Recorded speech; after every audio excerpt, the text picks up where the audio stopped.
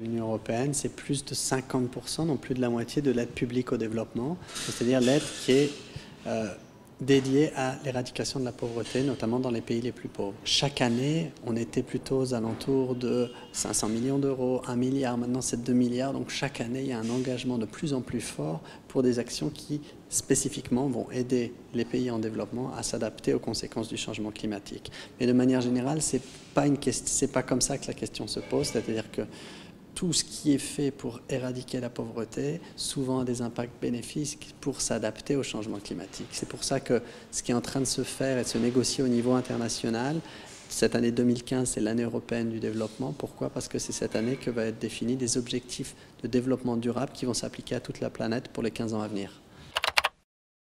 Il s'agit de l'objectif de développement durable numéro 13, qui est court, qui est bref, car il ne doit pas empiéter sur les négociations climat, qui ont leur propre logique. Cet objectif est extrêmement important, puisque politiquement, dans l'agenda post-2015 du développement durable, il dit que sans objectif de développement climatique, on ne sera pas dans un agenda du développement durable. Donc il y a un objectif dédié qui dit qu'il faut soutenir le résultat qui sera atteint à la COP21 à Paris en décembre.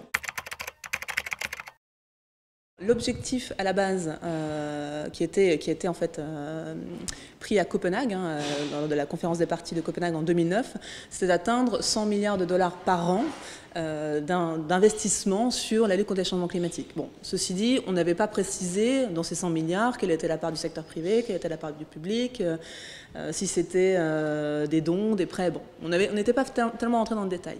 À l'heure actuelle, dans le fonds vert, on est à peu près atteint 10 milliards de dollars pour les 3 prochaines années. Donc ça veut dire qu'on n'a que 3 milliards de dollars par an, là, pour l'instant, qui sont sécurisés dans les caisses du fonds vert. C'est complètement insuffisant par rapport au montant demandé, à la fois sur l'atténuation et sur l'adaptation au changement climatique.